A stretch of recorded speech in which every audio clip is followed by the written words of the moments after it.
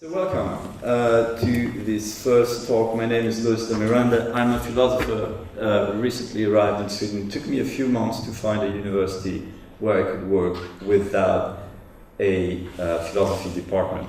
That's great because I don't like contradiction, so I'm the only philosopher there. It's Eberhard University. There are probably a lot of people there who are philosophy sensible, like most of you today. And so I'm going to do a very short presentation of our guests, because you can, of course, look more into their very interesting work online.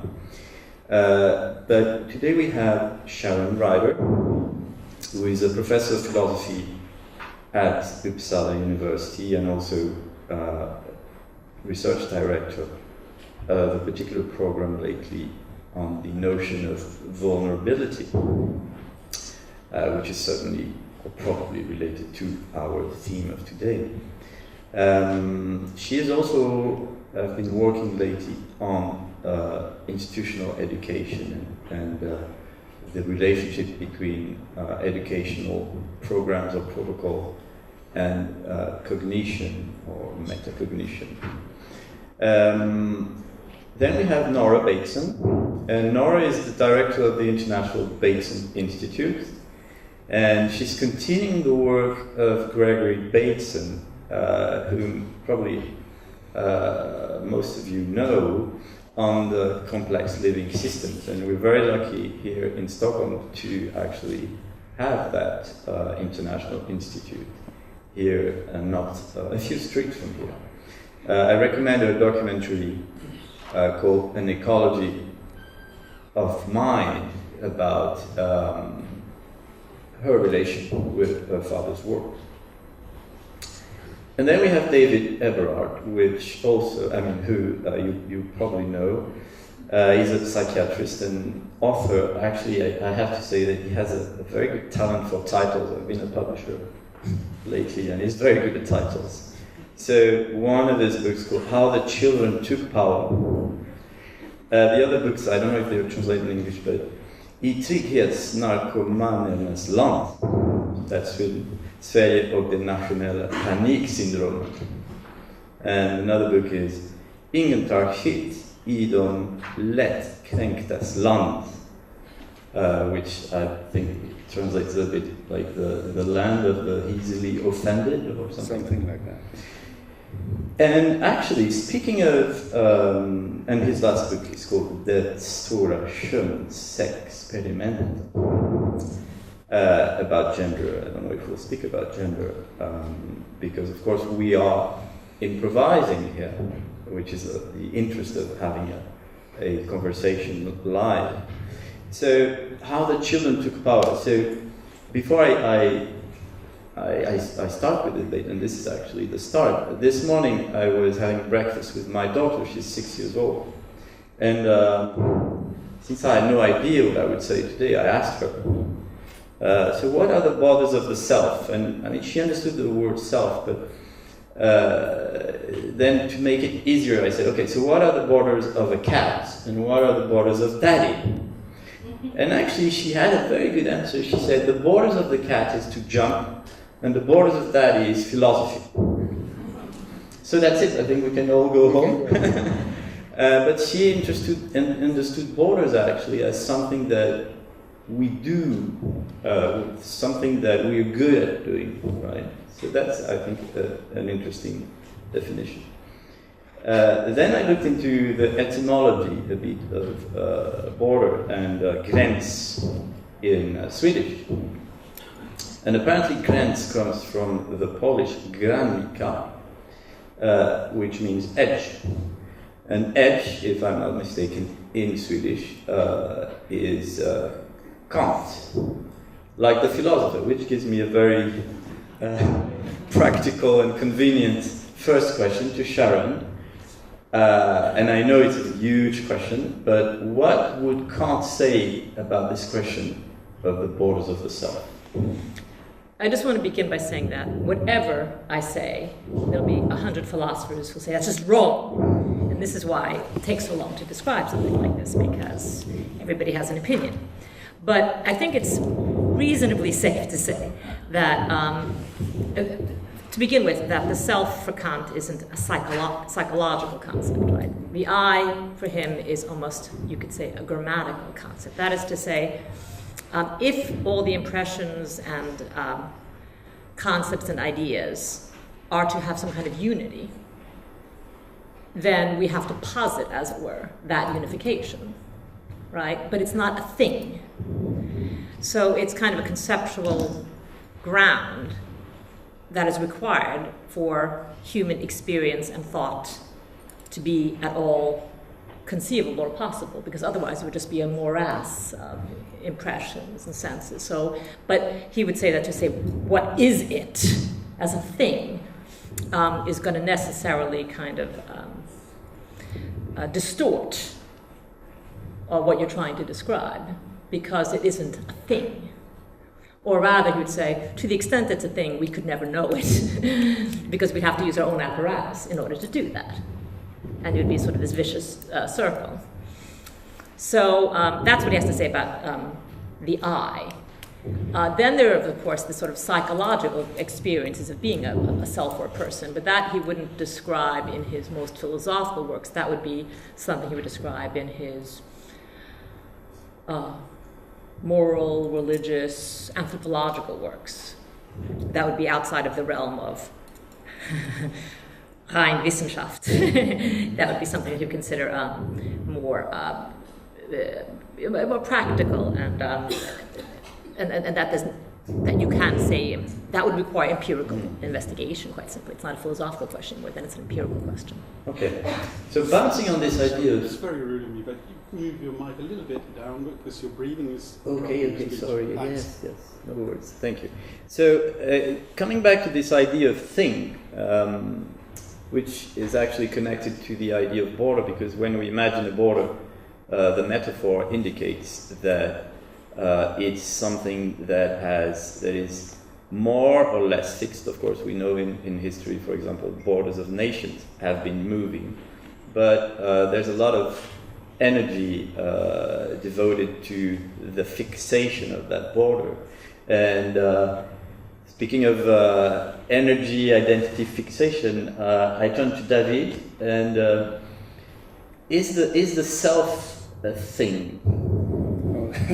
That's a question.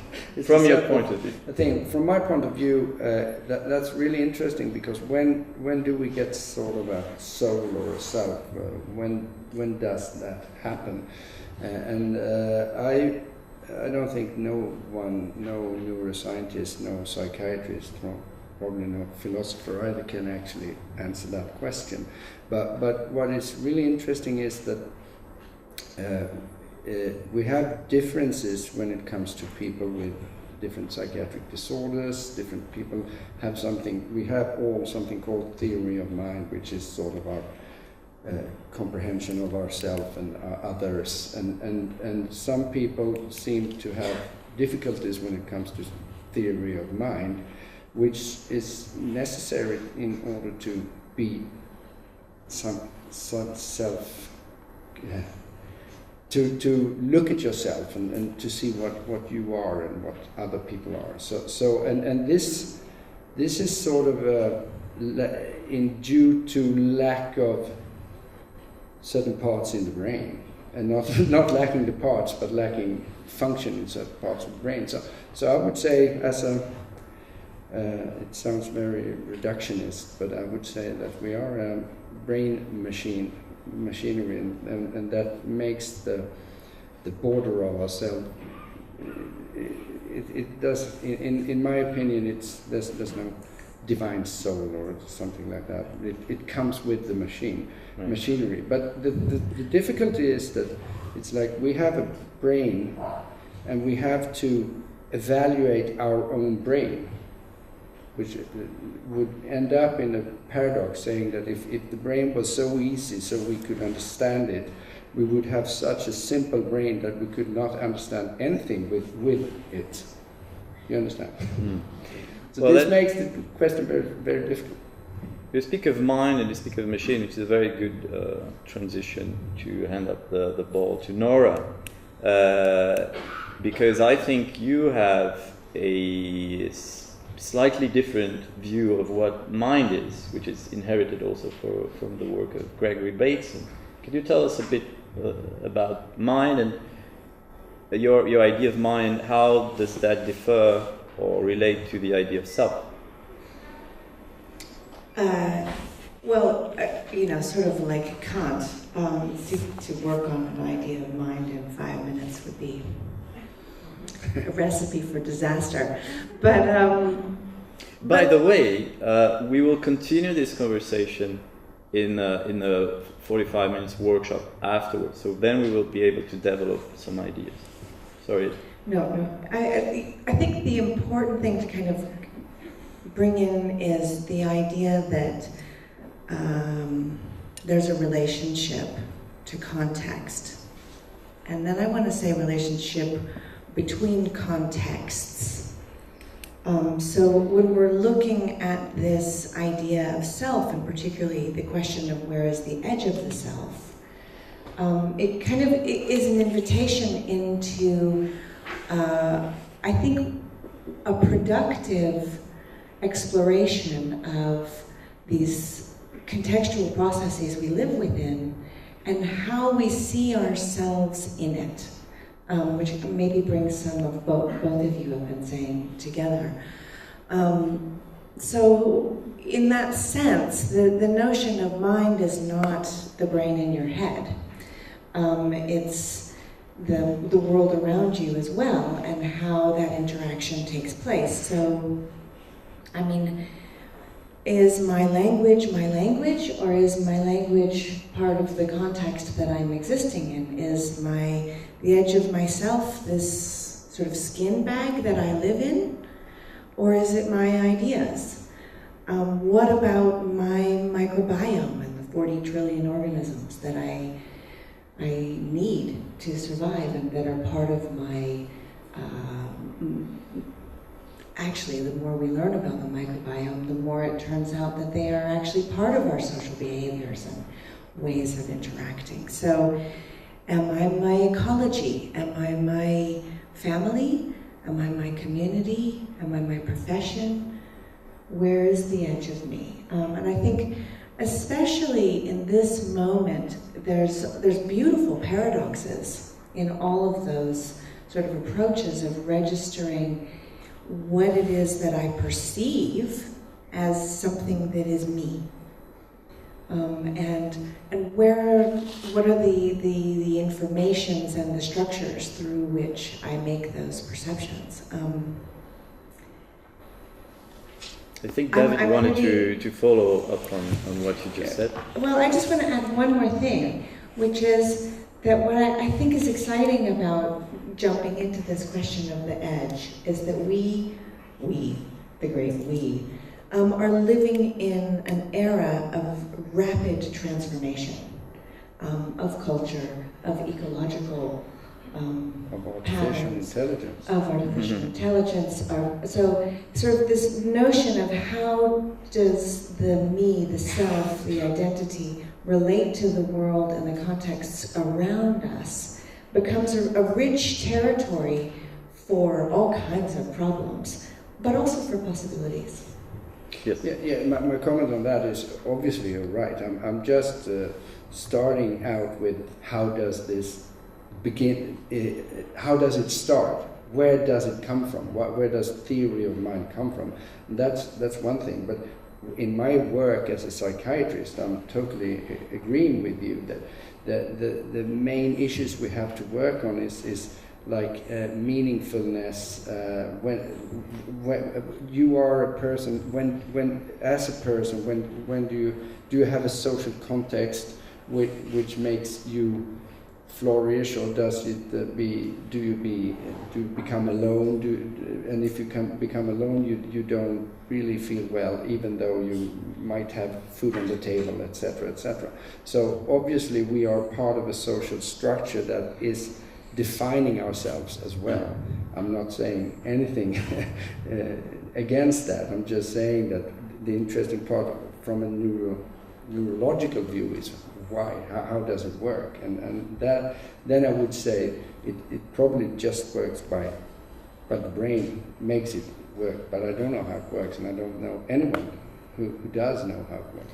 Sharon, bouncing on that idea of the theory of mind, so one of the aspects of the theory of mind is that when you meet another human, you immediately assume that there is a consciousness, whatever form that consciousness can take. How does that relate to vulnerability? Because it's also a sort of a threat, right? When the other, there are aspects of recognition, but also aspects of fear, perhaps.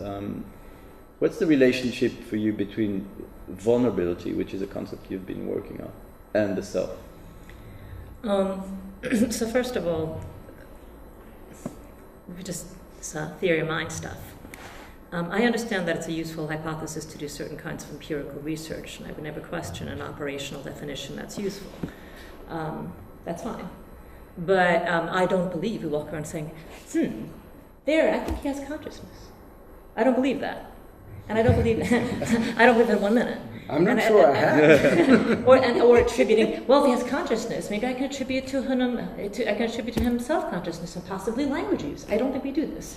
What I do think is that we are animals or organisms with a number of capacities, some of which make us rather different.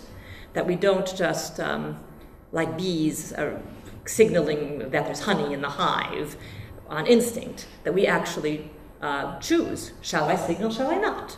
How shall I signal? This is the kind of thing that we do as human beings. But the only thing that makes that, what makes that possible is that we're all always doing this all the time. So that mind in that respect is not in me, it's out there, right? Language is out there. I inherit it, I learn it, I use it, I develop it, I change it, as does everyone else. You can't have, for example, a private language because it wouldn't be a language, it wouldn't communicate, which means that essentially, and this is the vulnerability part, essentially we are always, all of us, exposed to the ideas, the thoughts, the beliefs, the prejudices, the desires of other people all the time, because otherwise there would be nothing that is the social. That means that we kind of have to be on our guard to the extent that we want to be, as we often do in liberal democratic societies, that we want to feel that we have our personal integrity. My ideas that are mine, that I haven't been coerced, I haven't been a victim of ideology, but we are all the time. And you can't walk around all the time saying, well, I just will disregard everything I've ever learned from anybody, I don't believe in authority, because then you can't even speak, right? Because you've learned language from your teachers, from your parents. So to some extent, we are always in a position of being amidst thought and action which impinges upon us, and we have no choice but to respond to our environment. But being human beings, and not bees, we have this capacity, if we should choose to accept the mission. Right, exactly.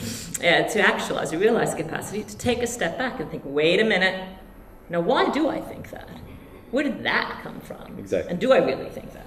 So that's actually, again, the conscious self, the self of the Enlightenment, who is aware of her determinisms, but is always able to step back and say, do I really subscribe to that? So it's a constant negotiation, right? And this sort of relates to Nora's work on systems, which sort of perpetuates what has been done in the 19th century sociology, for example, when Durkheim showed that suicidal rates, and I think David would agree with me that one of the most sharp and tragic expressions of what a self could be, or what a self, when a self tries to exist, is suicide. And Durkheim has shown that actually the rates of suicide drop significantly when we are part of a group of well-belonging. Actually, he studied religious groups, but he actually also studied criminal groups, and actually they're less suicide when criminals work in gangs.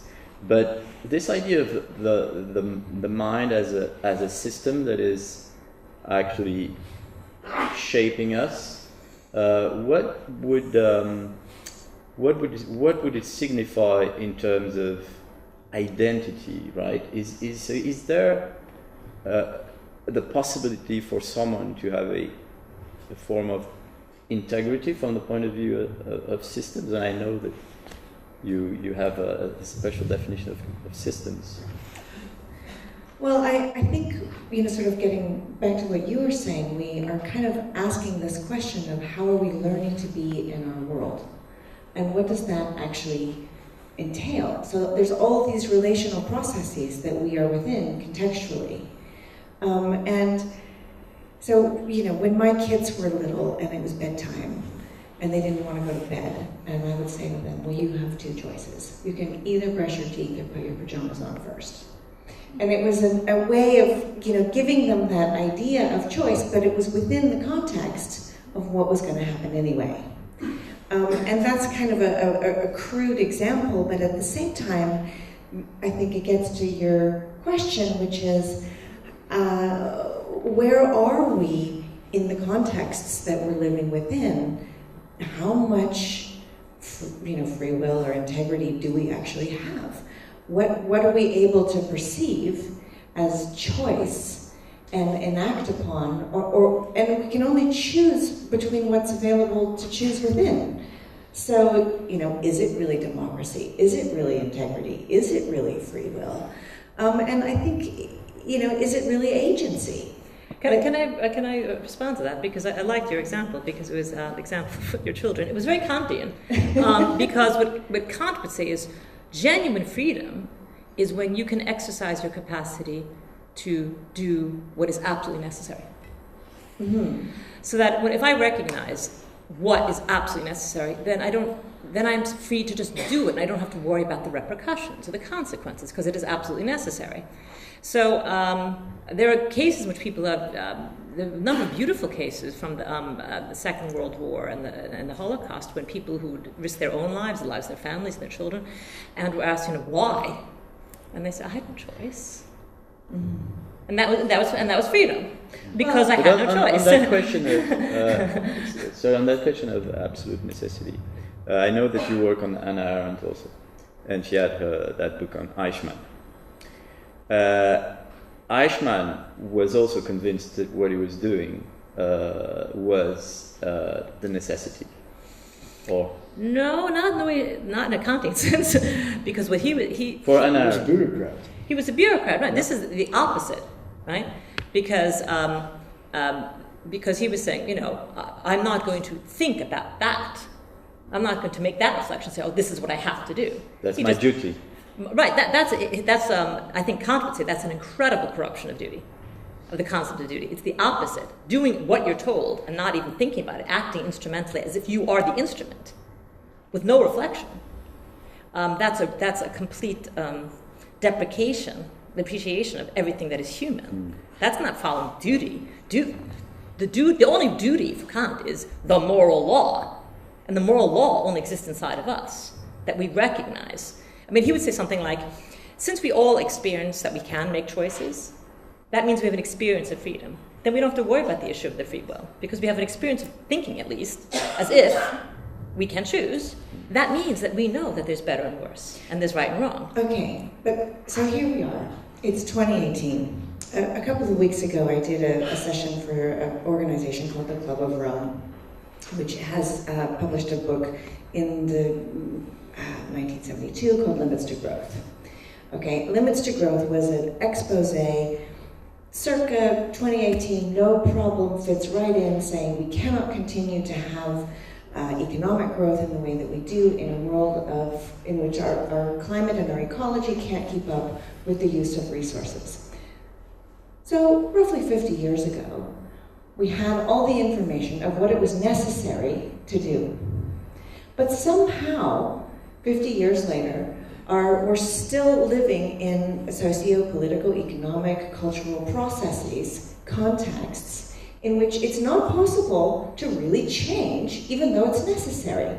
And that's a really interesting, I think, kind of junction to bring into this, because, I mean, you know, it's what the Nazis said at Nuremberg. I was doing my job. Right, but here's the difference again. First of all, what I choose to do, what I recognize I must do, that's something I can only do for myself. I can't do it for the United States, right? I can't, in other words, you're talking about something at a social level, and so of course there might be a number of people who recognize the necessity and still cannot organize any kind of effectual behavior. That's one thing. The other thing is you have to distinguish between a hypothetical and a categorical imperative. A categorical imperative will tell you this, in this particular case, the law to follow is this. It's not my choice. Once I recognize this case, then I know. But I have to really recognize this is a case in which it is my duty to save a life, or not to lie, or whatever it is. The things you're talking about have to do with empirical data, which has to be interpreted. It's not so simple to identify it. But also, a categorical imperative is what is necessary, what must be done in all cases. Right? It is always wrong to lie if you can't. Whereas the hypothetical imperative is just, if you want to get from A to B, then you have to do these things. And so the imperatives that Eichmann was following were hypothetical. To achieve certain goals, certain things have to be done. Okay, so David, just to, I suppose you don't have anything to say about Kant, but you want to follow up on? No, I don't. That's not my expertise. No, I was just interested in the way we were discussing the thing that makes you don't do the things that you need to do. Because you see that in psychiatry all the time. People want, in order to get better, you need to exercise. In order to get better, you need to get in social life, meet other people, like we were talking, and or you ought to, people tell you you need to do things that you used to think were fun to do, or things that makes you feel like a competent person. Those stuff that we all know in psychiatry, that these are important things to do if you want to feel better. Still, you cannot do it because it's like something, and I'm not only talking about psychiatric disorders, because if you're depressed, obviously it might be very, very difficult, but even people that I would say clinically are not that depressed, they still don't do this. So this is a really difficult thing that you know, and it gets even more complicated in huge systems when it comes to climate change. You know that, in China they don't do anything. Why should I do it? Why should I change my way of life when we know there's billions of people that don't change their mind? So this makes the whole concept of change totally, extremely much more difficult than it ought to be. It's like, that's the problem with positive thinking, psychotherapy. It's like, you just look at yourself in the mirror and say, I look fine today, and even though you feel shitty, you should. Then I start feeling fine. It's never going to happen because you don't even get to the mirror. Yeah. So that's interesting. Coming back to the idea of border, there's a thread here that we've been sort of going from the microcosm to the macrocosm, and so let's take the example of the borders in a nation, right? So you can have a nation that is in a dynamic of growth and actually even conquering, so going across the borders to sort of extend those borders. And you can have a country, one of the historical classical examples, and I love Poland, don't take me wrong, but Poland for many centuries has been this country with a very problematic relation to its borders, always being invaded. So if we compare that to an individual, is the border that idea of the limit between something in me that would be sort of more half energetical, half cognitive, we don't know, and the exterior, or is actually coming back to my daughter's idea about the border being what you're good at, almost what your inner necessity, then could we start thinking about the border as something that actually is less physical, right? Less related to the exterior world, but something actually that is a relation between us and us, the I and the I. I just love your daughter's description of that. I think it was just some brilliance there. And especially that it's taking place in the intergenerational conversation, which I think is also part of this question. It's time. So it's about, is the border of a nation the place, or is it the time? Is it the doing? And I think, of course, it's all of those things in different frames, in different ways of description, and at different levels. Right, so there's the personal level, and there's the community level, and there's this sort of socio-cultural level, and there's this abstract, philosophical discussion level. But the border of the cat is the jumping. I love it. It's beautiful. So the thing about borders is that they're always performative. There are very few countries that actually have a physical border in the sense it's an island, Australia, or there's mountains surrounding the whole thing, So the geographical borders, that's not what makes a country. Language, no. We've got lots of countries with several languages, not religions. I mean, there were attempts in the 19th century, famous or infamous, to create unified countries that have clear-cut borders, cultural borders, linguistic borders, national borders, and make up people, as it were. Because, in France, they spoke 30, 50 different languages before they decided French. And there's a very specific French. And we're going to have specific holidays this way in order to be unified. So that's not language, it's not religion. So what is it? I say that you decide, yep, where are we? We're a we. That's who. So you're doing something, right? And you're setting up borders. Now, of course, one of the things you do when you're doing that is you're also, when you're performing your borders, you're excluding others, right? That's because the we means that there are others that aren't the we. And you might have good reasons for doing that. I'm not making a political statement. I think borders are often very necessary.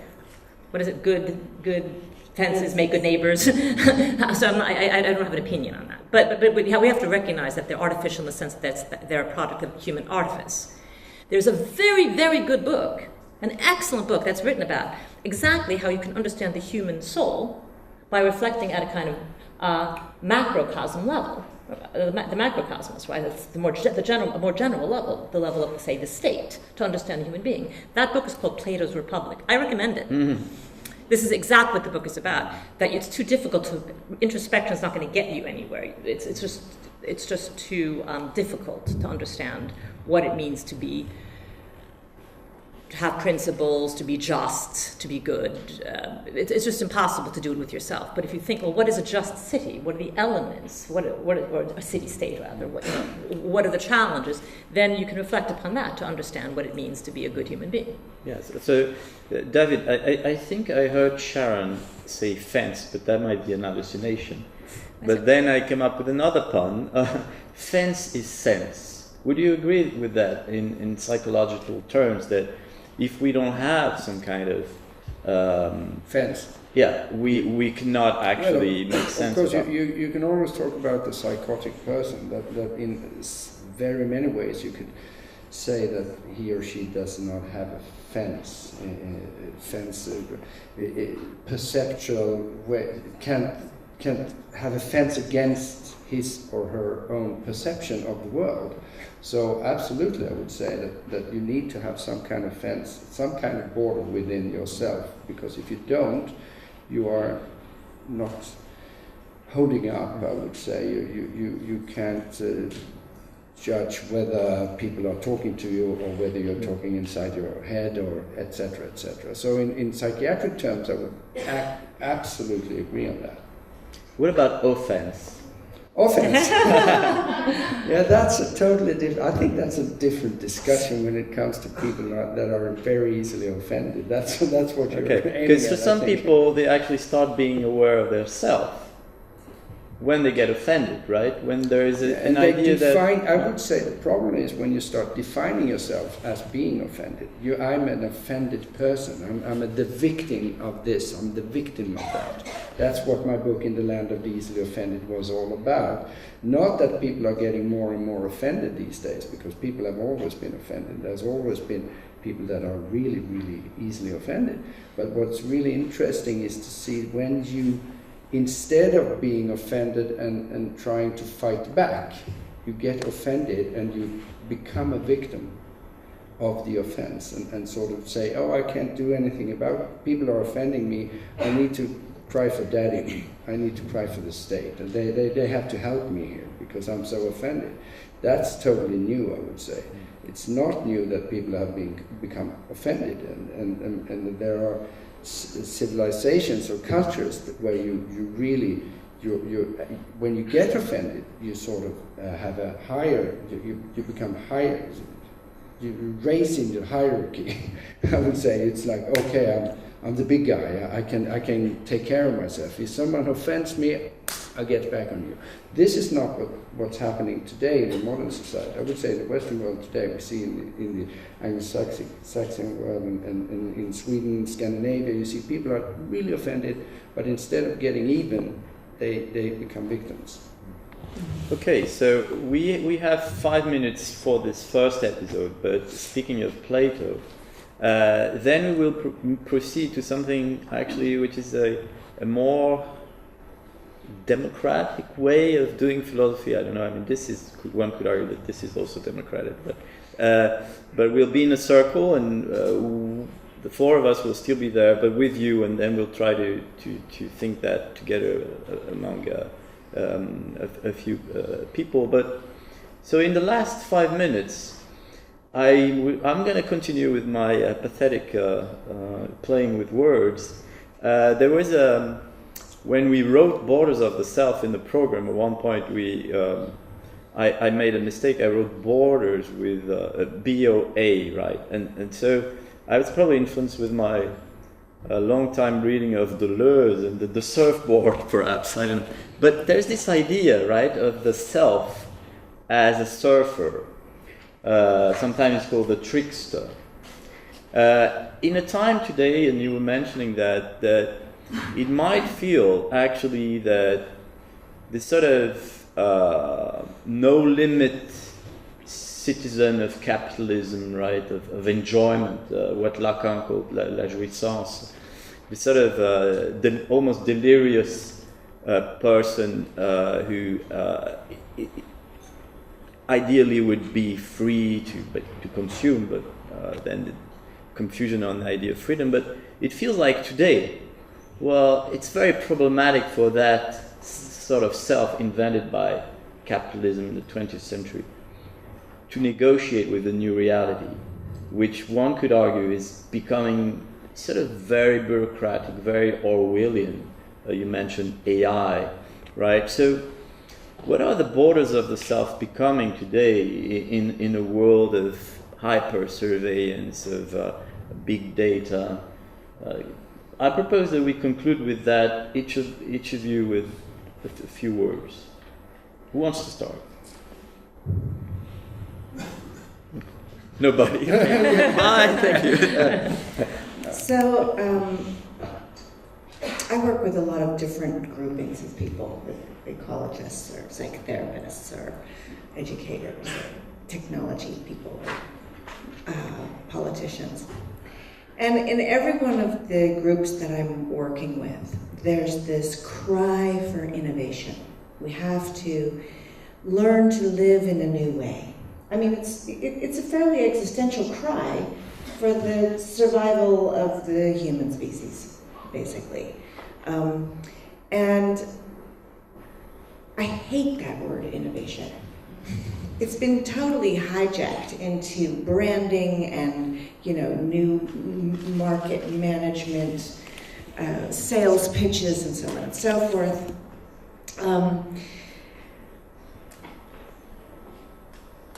So, there's kind of this internal, external to what you're talking about. On the one hand, there's this identity that exists of me in the digital realm now that is compiled of God knows what data is in there, where I might have traveled and where I shopped and what I did and this and that and this sort of digital self. But then there's this other question inside of that, which is, how do I see myself in a changing world? And the idea that it's possible to think about this hijacked notion of innovation from that position of shifting of recognition of self in the world. Can I see myself in another way? So it's easy to look backward and say, this is who I am because this is where I came from. This is my language, this is my religion, this is my heritage, my ancestry, my nationality, my this, my that. But to look into another timeline and say, but who am I now and who am I tomorrow? In these contexts, I think is a sort of an interesting play of where we go with this, because it's too easy to get stuck and to get defensive. There's offense and there's defense, but to get defensive of previous structures and identifications, and they can be threatened. And when they're threatened, who are you? Right. Conclusive words? Yeah, I think I would like to see us think less of ourselves as individuals. What do I want? What do I need? How does this satisfy me? Is my getting all I need from my partner? I just think that we've come to sort of the end of the road there. I would like to see us thinking more in terms of, okay, because we don't want to be stuck in previously determined context in which we feel entrapped. We can recognize our freedom to choose to build other we's, and I think we should be thinking more in terms of us and we, but on the basis not of a predetermined ethnic group or religious orientation, but actually, who do I want to be with my we, and why do I want that, and how do we go about doing that, and what's required of us, and what kind of responsibility does each and every one of us have? Not just our freedom, but our responsibilities, if there's going to be a viable we that doesn't end up in internal conflict and chaos. And can we include nature in that we? I think we better. We better. Thank you, David. Yeah, I love that vision of the future, but I'm a bit pessimistic since we, at least in Sweden, live in the world, according to World Values Survey, the most self-expressed society ever to have been, and that happens when we get higher and higher on the Maslow's behavioral step. We sort of fixate on ourselves, or even more and more and more and more. So maybe it's like the big data that makes it difficult being self, being just one individual, because you are, or in some way, everybody checks on you all the time. So you can't just be totally original and be without the others. Maybe it's a good thing. I'm a bit scared about it, but maybe if you just twist it a bit, maybe it's a good thing. It makes us need to be we, in the way you maybe see. I mean, we've always needed to be we. Yeah, but you know, yeah, but at what level? We were we. We were we. Yeah. The thing is, what happens with the World Values Survey, according to World Values Survey, the better we get, the more ourselves we become. But the big data makes us becoming we again. And we are going to continue this conversation in the workshop room. So for those of you who want to join us, please do. It's going to be in 10 minutes right across the corridor. And that concludes our talk. And please join me in thanking our guests for this very interesting talk.